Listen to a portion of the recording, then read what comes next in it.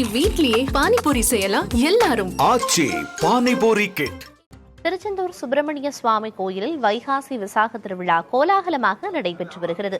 கூடுதல் விவரங்களை செய்தியாளர் சுடலைமணி செல்வன் வழங்க கேட்கலாம்.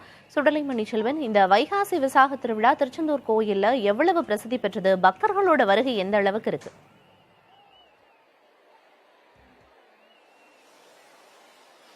நிச்சயமா பிரியதர்ஷினி, தற்போது இந்த வைகாசி விசாக திருவிழா என்பது முருகனுக்கு மிகவும் பிரசித்தி பெற்றது. அதன் இந்த முருகன் பிரசித்தி பெற்ற காரணத்தினால் இந்த திருச்செந்தூரில் தற்போதைய தினம் பக்தர்களின் கூட்டம் என்பது அதிக அளவில் காணப்படுகிறது. முருகப்பெருமானின் ஒரு இரண்டாம் படை வீடாக விளங்குகின்ற இந்த திருச்செந்தூர் சுப்பிரமணிய சுவாமி கோவிலுக்கு நாள்தோறும் ஏராளமான பக்தர்கள் வருகை தருவது வணக்கம். அதே மாதிரி இந்த திருச்செந்தூர் சுப்பிரமணிய சுவாமி கோவிலில் பல்வேறு திருவிழாக்களும் நடைபெறும். அதிலும் குறிப்பாக இந்த வைகாசி திருவிழா என்பது மிகவும் சிறப்பு பெற்றது.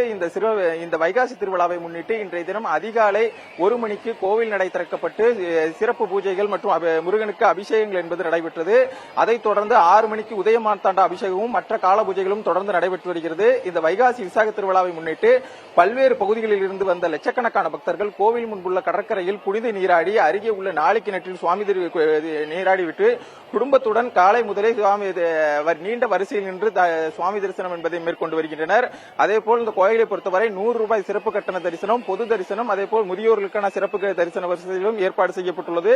மேலும் சுமார் 5 மணி நேரத்திற்கு மேலாக பக்தர்கள் என்பது தற்போது இந்த பகுதியில் காத்திருந்து சுவாமி தரிசனம் செய்கின்ற காட்சிகளை பார்க்க முடிகிறது.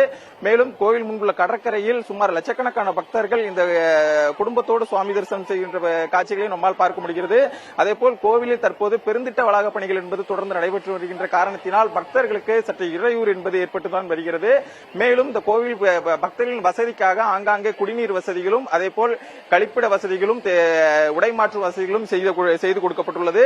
மேலும் பக்தர்கள் தங்குவதற்கு ஏதுவாக 14,000 ஏக்கர் சதுர அடியில் நிரந்தர குடில்களும் அதேபோல் 8,000 சதுர அடியில் தற்காலிக குடில்களும் அமைக்கப்பட்டு பக்தர்களின் வசதிக்காக ஏற்பாடு செய்யப்பட்டுள்ளது. மேலும் பக்தர்களின் பாதுகாப்பு நலன் கருதி ஆங்காங்கே சிசிடிவி கேமராக்களும் பொருத்தப்பட்டுள்ளது. மேலும் 600க்கும் மேற்பட்ட போலீசார் மாவட்ட நிர்வாகம் சார்பில் தற்போது குவிக்கப்பட்டு இந்த பகுதியில் பாதுகாப்பு பணிகளை மேற்கொண்டு வருகின்றனர். மேலும் பக்தர்கள் பால் காவடி, புஷ்ப காவடி, சந்தன காவடி என பல்வேறு காவடிகள் எடுத்து பாத யாத்திரையாக வருகை தந்த பக்தர்களையும் நம்மால் பார்க்க முடிகிறது. அதிலும் குறிப்பாக மதுரையில் இருந்து, தூத்துக்குடியில் இருந்து, ராமநாதபுரம், சாயல்குடி போன்ற பகுதிகளில் இருந்து பல்லாயிரக்கணக்கான பக்தர்கள் கடந்த 1 வார காலத்திற்கு மேலாக இந்த கோவிலுக்கு வருகை தந்த வண்ணம் உள்ளனர். அவர்கள் இந்த பகுதியில் நீராடி கோவிலில் விரதம் இருந்து சுவாமி தரிசனம் செய்து தற்போது காலை முதலே சுவாமி முருகனை தரிசனம் செய்து வருகின்றனர். பிரியதர்ஷினி, விரிவான தகவல்களை வழங்கியதற்கு நன்றி சுடலைமணி செல்வன்.